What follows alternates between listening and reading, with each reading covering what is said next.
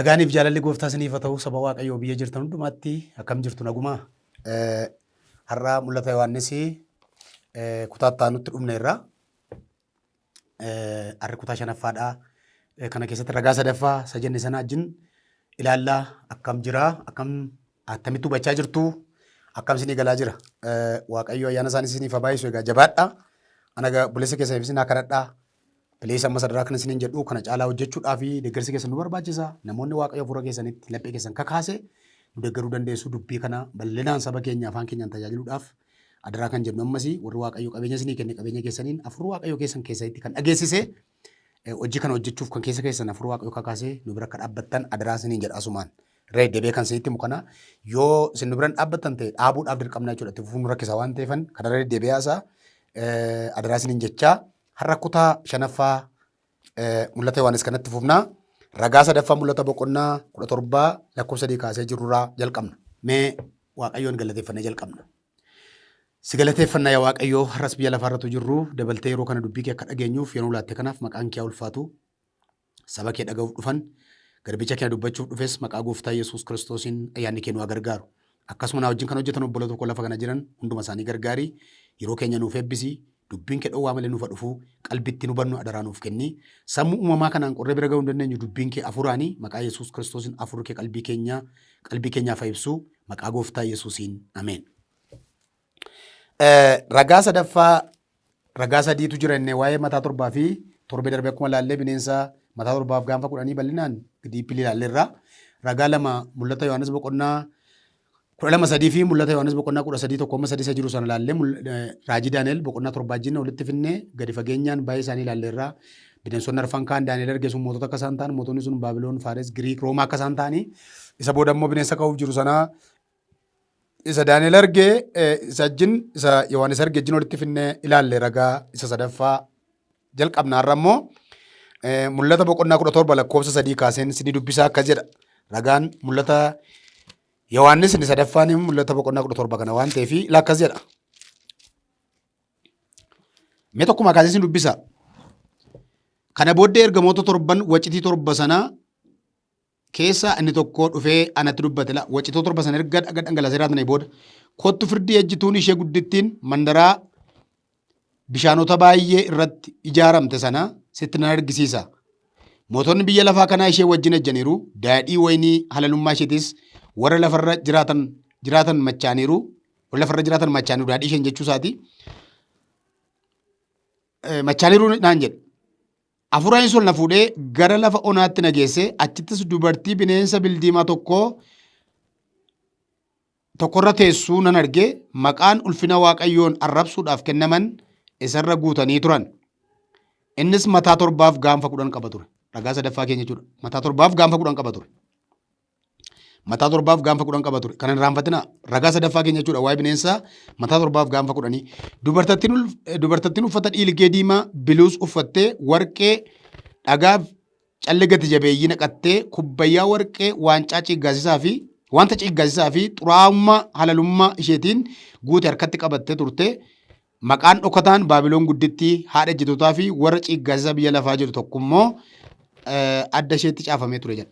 Egaa bineensa mataa torbaaf gaanfa 10 kanan argee jedha. Asirrattis dubartii irra teessu maal kan jedhu suni waaqa tolfamaa wajjin kan ol qabateedha. Dubartii ejjituu maal kan jedhu sun waaqa tolfamaa waaqessuu mootota jiran wajjin kan ol qabateedha. Egaa waa'ee dubartittiif waa'ee ishee irra teessu sanatu hin taane amma waa'ee bineensa mataa torbaaf gaanfa 10 waan ta'eef isatti deebina. Isa kana naa qabadhaa mul'ata boqonnaa 17 sadiirra bineensa diimaa biluu mataa torbaaf gaanfa 10 qabu isa Yohaannis argee sadaffaadha kun. Bineensi bildiimaa mataa torbaaf gaanfa 10 qabu jedha. Dubartii jechuun akkuma isinitti himee isa waaqa tolfamaa waaqessuu isaaniiti mul'ata boqonnaa 17 sagalee 11tti yoo dubbifanne mataan torba mootota torba jedha. Ilaa asirraa sirriitti na dhaggeeffadhaa. Tulluun yeroo hundumaa mootota bakka bu'a.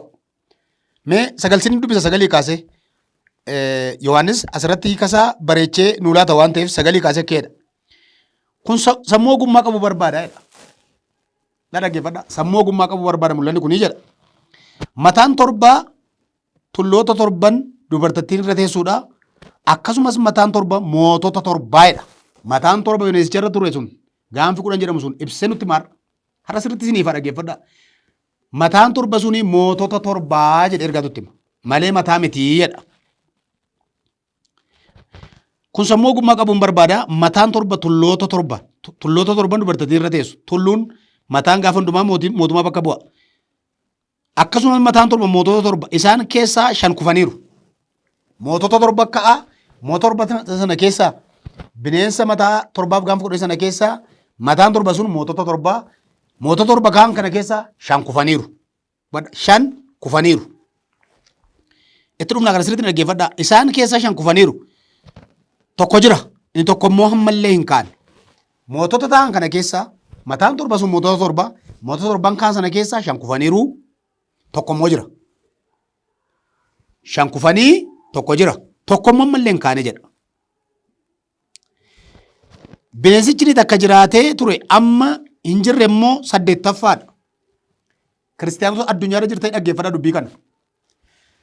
Warra targitee mataan torba sun mootota torban kaan sana keessaa 5 kufaniiru. Tokko immoo ammatti jira. Yeroo jiru mootummaa Roomaadha bara. Isa dura mootummaan 5 kaanii kufaniiru.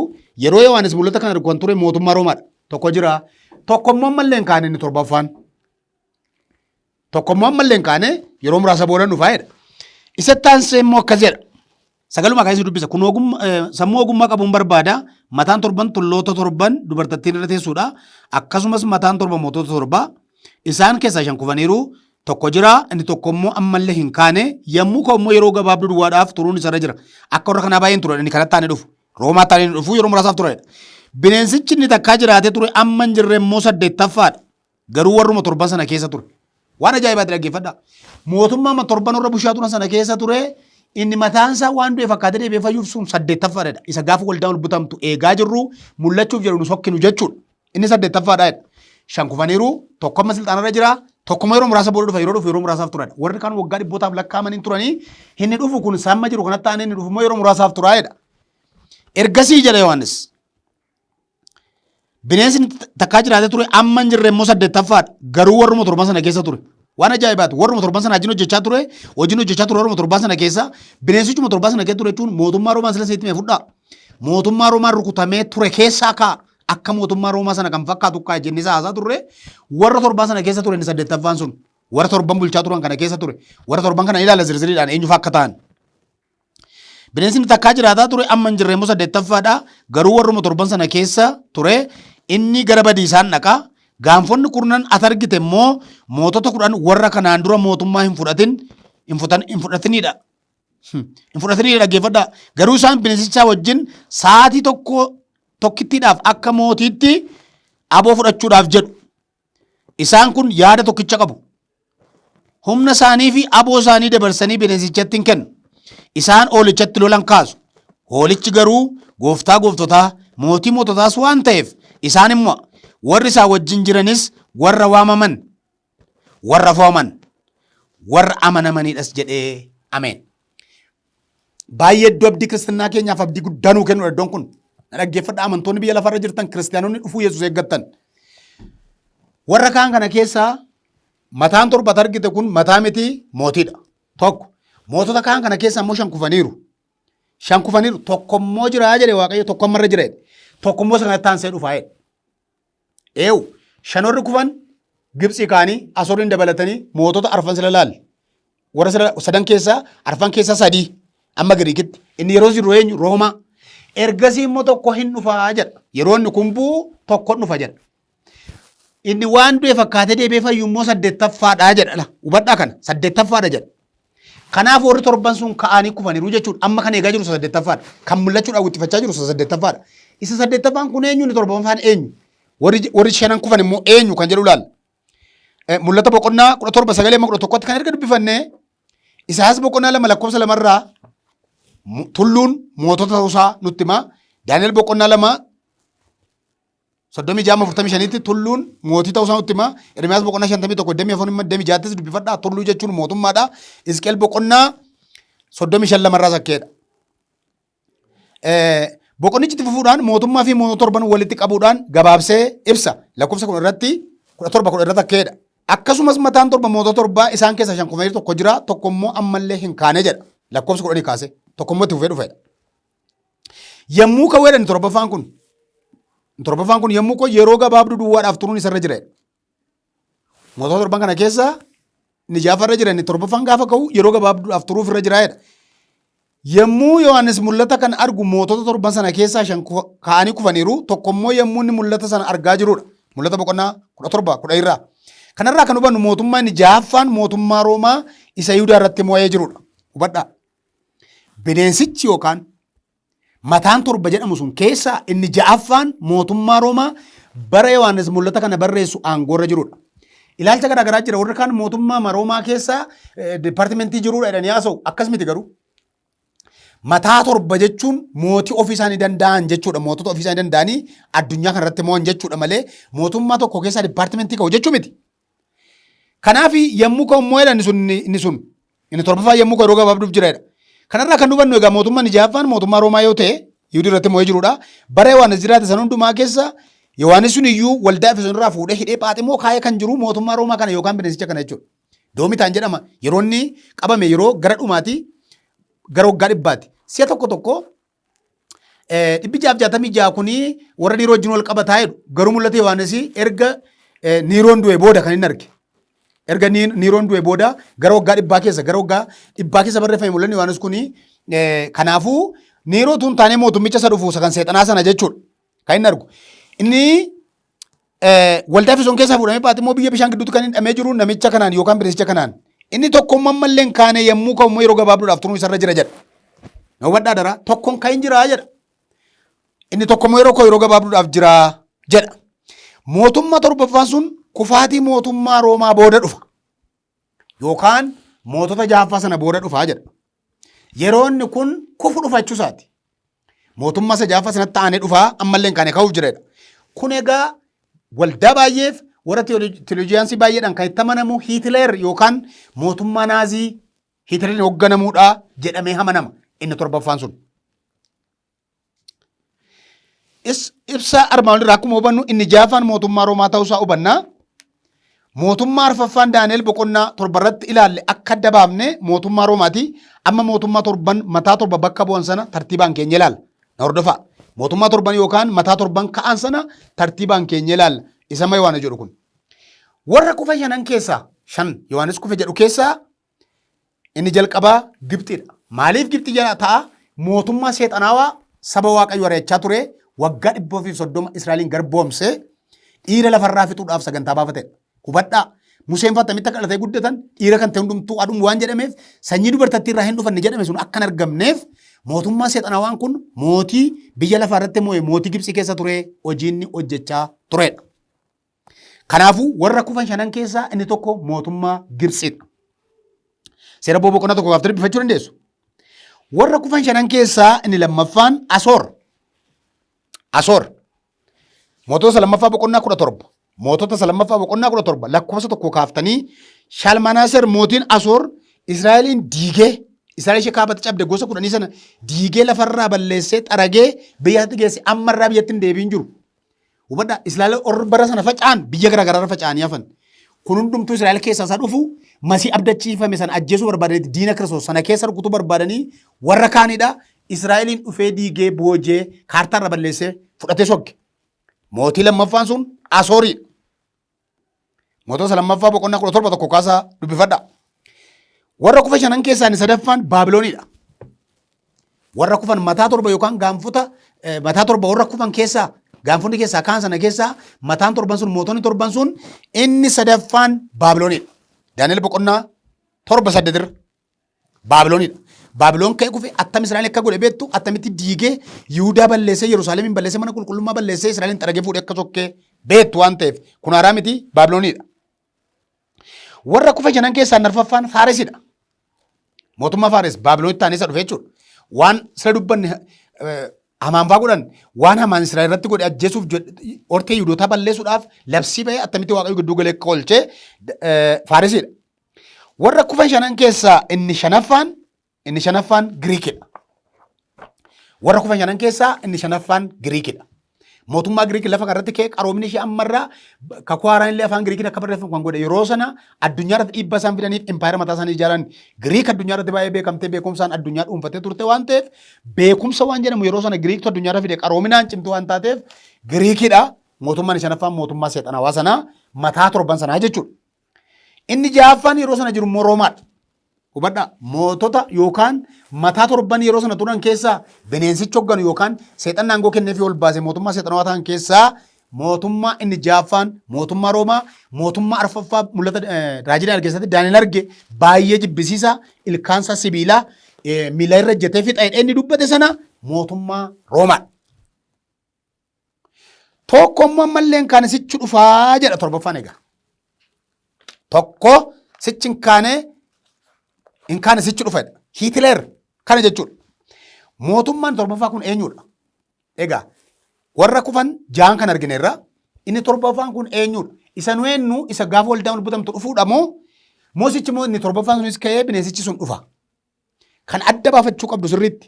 Yeroo tokko tokko dogoggora garaagaraatu uumama waan ta'eef mootummaan torbaffaa kun jechuun mootummichi seexanaa isa torbaffaa mootummaan torbaffaan kun hiika argachuu qaba. Addunyaa irratti mul'ateera jechuu dandeenya moo sichi dhufa? Mul'ata 17 irraa inni tokko ammayyuu hin kaane jedha waan ta'eef yeroo sana bara sana keessa bara Roomaan mootummaarra jiru mootummaan Roomaan erga kufe gara waggaa 2000 siqa. Yommuu ka'ummaa yeroo gabaabduudhaaf turuun isarra jira yeroon isaa kan biyya lafaa irratti argamu mootummaa ja'affaa yookaan mootummaa Roomaa booda kan inni biyya lafaa irratti argamu yeroo muraasaaf tura utuu mootummaan 8ffaan sun hin dhufin immoo jechuudha.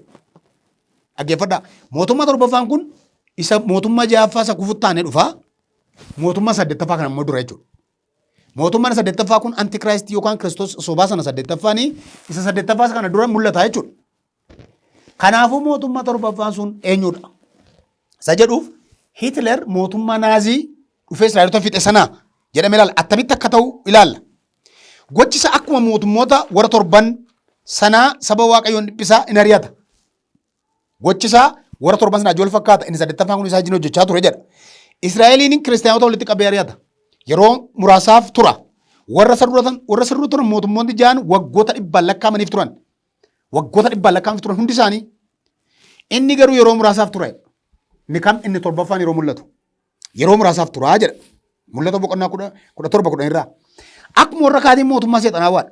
Hubadhaa mootummaa seexanaawaa ta'ee seexanaan kan geggeeffamu seexan dudduba isaa kan jiru mootummaa seexanni hoogganu jechuudha inni torbaffaan kunis. Dubbi raajii macaafaa raawwachuudhaaf dhufa yookaan ta'a. Akka nuyi amannutti yookaan parsantii olaanaan akka amanamutti mootummaan torbaffaan sun dhufee biyya lafaa irratti mo'eera innis mootummaa naazii Adolf Hitleriidhaan raawwate. Inni torbaffaan sun. Namoonni yaada garaagaraa viyuu garaagaraa jira asirratti inni torbaffaan sun garuu mul'ateera. Sababa isaa wajjin haasofna. Lola addunyaa lammaffaa keessa mul'ate. Namichi kuni mootummaan naazii mootummaa Roomaa booda garuu isa 8ffaa dura. Mootummaa Roomaa taanee dhufee isa 8ffaa dura immoo 8ffaa dhufuu fedhu yeroo waldaan ol butamu hedduu mul'achuuf jedhu kana dura immoo. Egaa wanti mootummaa torbaffaan mul'ateera nu jechisiisu kun warri kaan hundumtuu ijoollee Israa'el ari'achaa turan waan ta'eef isa dhufee dhalatu masiisan ari'achaa turan waan ta'eef mootummaan naazii kun Adolf Hitler akkasaa Israa'eliin kan miidhe immoo hin jiru. Akkasaa keessa godhe seexanni Israa'eliin kan inni miidhe hin jiru. Yeroo Israa'eliin biyyarraa fuudhee biyya isaan jiran keessaa Yihuudota nama miliyoona 6 lafarraa haxaa'e. Kanaaf mootummaa torbaffaadha jedhama. Warri kaan hundumtuu diina Israa'el akka turan saba kakuu qabanii fi abdii qaban masiin keessaa dhufuu irratti akka kaa'anii turan erga masiihumti dhufee du'ee deebi'ee du'aa keemmoo ol ba'e mootummaa inni torbaffaan kun immoo ka'ee ijoollee Israa'el lafarraa fixee al takkicha miliyoona 6 fixe Israa'elota lafarraa. Egaa Hitler yeroo muraasaaf ture.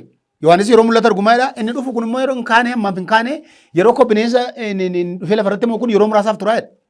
Warri kaan waggaa dheeraa turanii inni kun yeroo muraasaaf turedha. Mootummaan naazii kan inni ture waggaa 12 waggaa 12 ture. Warri sirrii turan warri ja'an garuu waggaa dheeraadhaaf lakkaa'aman akkuma haasofne waggaa dheeraadhaaf turanii ijoollee Yihuudotaa lafarraa haxaa'utti garuu waggoota 7 qofatti fudhate. Waggaa 12 ture waggaa 7tti garuu Israa'el lafarraa haxaa'uudhaaf waggaa 7tti fudhate. Waggaa 7 gidduutti yookaan bara 1939 amma 1945tti Yihuudoota miliyoona 6 fixa lafarraa waggaa 7 gidduutti ijoollee Yihuudotaa lafarraa haxaa'ee balleesse. Nama miliyoona 6 sanyii Yihuudootaa duwwaa rukutee fixe. Eenyu Adolf Hitler. Mootummaan kun jaafa dura mul'ata yeroo muraasaaf tura waan jedhuuf wangeelaa jira ragaa qabnuun yeroo muraasaaf tura yeroo dhufu masa Waaqayyo ari'ata. Akkuma warra sanaa ergaa seexanaa kana yookaan hojii seexanaa kana hojjechuudhaaf mootummaa seexanaa waan ta'eef dhufa gaafa dhufu saba Israa'el ari'ata warra kakuu qaban ari'ata mootummaa naazii kan fakkaatan jiru ijoollee Israa'el xaraguudhaan ajjeesuudhaan ari'achuudhaan. Kanaafuu mootummaa arfaffaa sun biyya lafaa irratti mul'ate. Torbaffaan sun biyya lafaa irratti mul'ateera jechuudha. Biyya lafaa irratti mul'ateera. Kanaafuu asirraa hubachuu kan qabnu mootota yookaan mataa torban ka'an. Mataa torban mootota torba bakka bu'an. Mootota torban immoo addunyaa irratti ka'anii saba Waaqayyoo ari'atan kana. Tartiibaan keenya yeroo laallu egaa Baabiloon, Faares, Giriikii fi Roomaan bara Daani'el mul'ata isaa Daani'el boqonnaa torba keessatti argee nutti himedha. Warri lamaan Gibxii fi Asoor isaan dura turanidha. Kanaafuu Roomaan immoo yeroo sana ture walitti ja'a. Namichi inni kun immoo gaafa dhufu mataa torban sanaa bakka bu'a. Mootota torban warra seexanaawaa, warra saba Waaqayyoo ari'atan, warra diina ta'an saba kakuu qabu, saba abdii qabu Israa'eliif diina ta'an mootota torba addunyaa irratti ka'anidha.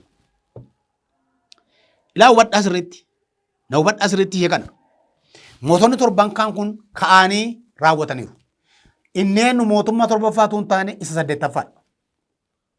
Isa saddeettaffaadha. Inni saddeettaffaa kun isa torbaffaa booda dhufa waan ta'eef. Isa torbaffaa booda gaafa dhufu waa'ee inni hojjetu itti fufnee ilaalla. Inni saddeettaffaan kun immoo waan du'e fakkaata mataa isaa keessaa rukutamee mataan du'aan ga'u sun deebi'ee fayyeefi ture jedha.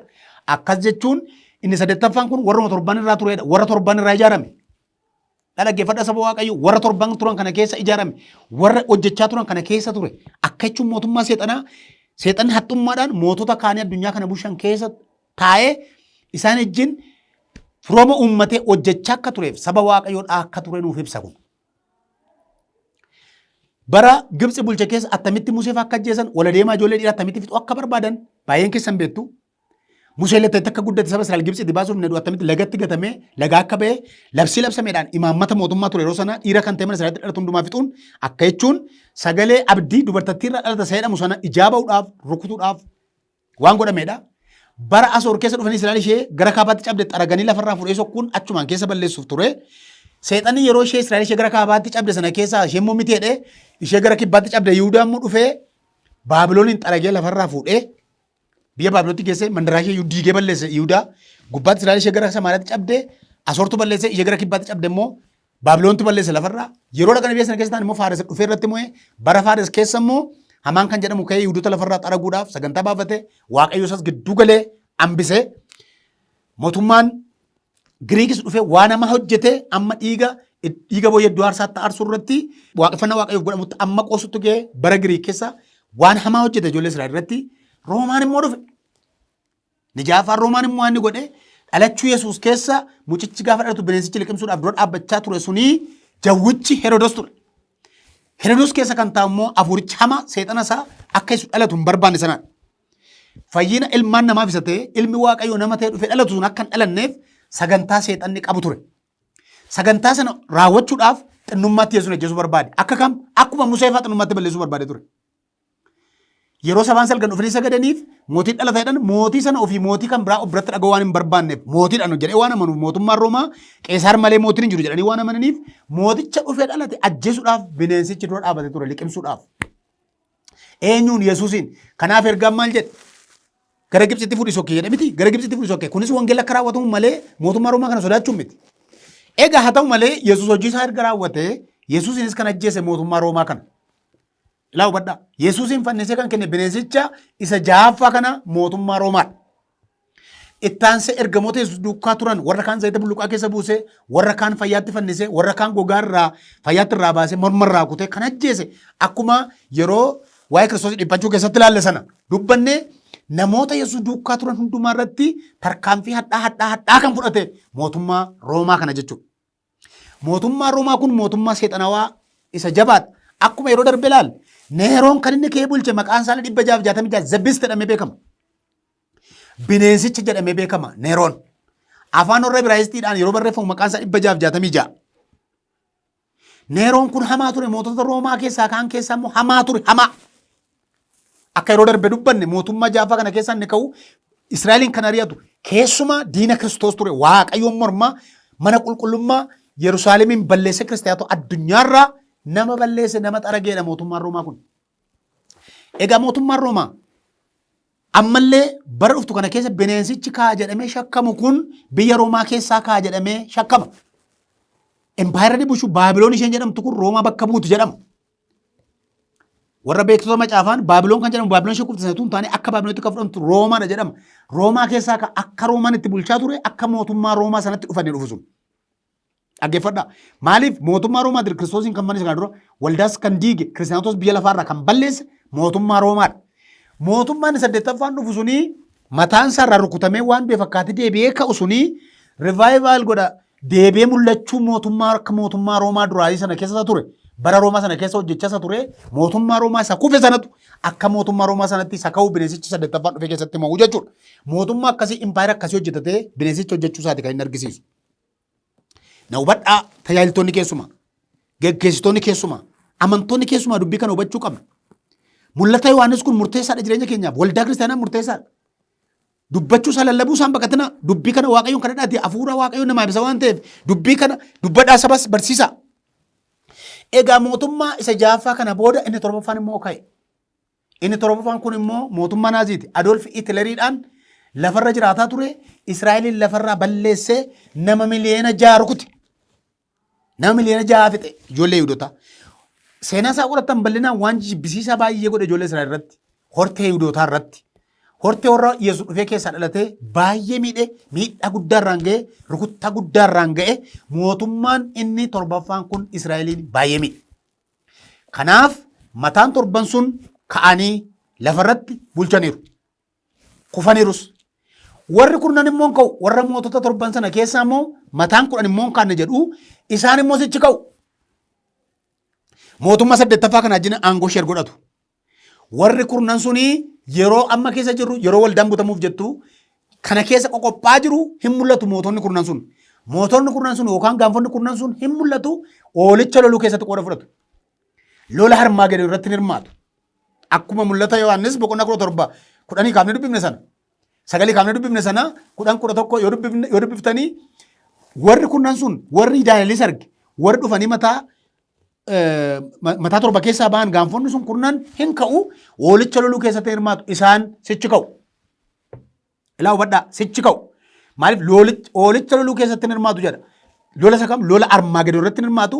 Lola Armaagedoon sana waraana gara miliyoona 200 dhufa jenne sana keessa mootonni 10 sun aangoo sana akka isaa tokko bineensicha ajjin bushuu jedhamu sun isa 8ffaa bineensa sana ajjin bushuu bineensicha 8ffaa yeroo ta'utti ilaalla. Isaan dhufanii mooticha oolicha loluu keessatti qooda fudhatu. Mootonni sun bineensicha isa dhufu sanaan isa 8ffaa sana ajjin oolicha loluu keessatti in hirmaatu. Hidhata qabus. Oolicha rukutuudhaaf dhufu garuu afaan oolichaa keessaa abidda ba'uun rukutamanii badu. Haalleluuyaa. Iyyesuus deebi'ee ulfinaan dhufa. Mootummaa seexanaa sana sodaachisuun mootummoota kaan kana isin sodaachisuuf hin taane dhufuu Kiristoositti abdii keenya akka jabeeffannu. Isa deebi'ee dhufee jaanuu ba'u ulfinaan isa deebi'ee dhufee nu fudhatu isaa wajjin immoo biyya lafaa irratti deebinee bulchinu diina keenya rukutee isa nu moosisu wajjin addunyaa kana irratti moonu Kiristoos irra abdii keenya godhannee akka jiraannudha. Jabaadhu Iyyesuus hin dhufa. Waan kan biraan sodaatin dubbii kana hubattee mootummaa Waaqayyoof akka jabaattuuf kan dubbatamu sagalee Waaqayyoo kun. Jabaadhu kayatis dubbii kana duukaa lafaa ka'uu qabda abdii keetti jabaachuu qabda Iyyesuus inni dhufee siif du'ee si fudhachuudhaaf deebi'ee dhufa. Waaqayyo maqaan isaa ulfaatu. Mexanoosin kana dheen xumura. Yaa Waaqayyoo galanni ulfinni bara bara maqaa keef ta'u. Dubbii kee ajaa'ibaa saba keetti dubbachaa jirta yaa Waaqayyoo. Bara dhumaa keessa waan jiru yaa gooftaa namni jabaatee hin miti. Ani waan hin jabaatuuf waan hin beekuuf itoo hin taane afurri kee waan na gargaareef amma hin beeku kan dubbadhuuf yeroo na laatte sabni keessa immoo dubbii kana akka dhaga'aniif yaa gooftaa yeroo laattee fi yaa gooftaa dubbii kee akkatti nu erguu keef maqaan kee haa eebbifamu. Qilleensa nagaa kana keessa teenye akka dubbannu haala waan nu mijeessiteef yaa gooftaa karaa hundumaa waan nu gargaarteef waaqaaf lafarratti ulfaadhu. Egaa dubbii dhaga'an kana ijoolleen kee akka ka'an waldaan kiristaanaa akka jajjabaatu geggeessitoonni paasteroonni qeesonni raajoonni faarfattoonni akka jajjabaatan dhufuu keef abdii godhatanii garaa isaanii jabeeffatanii hidhatanii ka'anii mootummaa kee eeggachuu kan danda'aniif ayyaana keessaanii baay'isi. Adaraan dadhabaa garbicha keessa na gargaari. Karaa hundumaa maqaa gooftaa Yesuusin gargaarsi kennaa wajjin haa ta'u. Waan hundumaa barbaachisa hojii kana hojjechuudhaaf yaa Waaqayyo wantoota barbaachisan baay'een isaa beekamaadha fuula keetti maqaa Yesuus Kiristoosin si biraa karaa kee guutuu haa ta'u. Akkasuma obboloota na wajjin hojjetan kanallee ayyaana kee baay'isiif yaa gooftaa dhaabbata TV mo'aa kanallee nuuf eebbisi maqaa Yesuusin gargaarsi kee wajjin haa ta'u yeroo keenyaaf torbee nagaan akka wal arganu ayyaana kee nu baay'isi maqaa gooftaa Yesuus jettee ameen. Waaqni isin wajjin haa ta'u baay'ee eebbifama baay'ee isin jaalladha isin kabaja torbee ol agarra mata duree ittaanuun ulfaadha.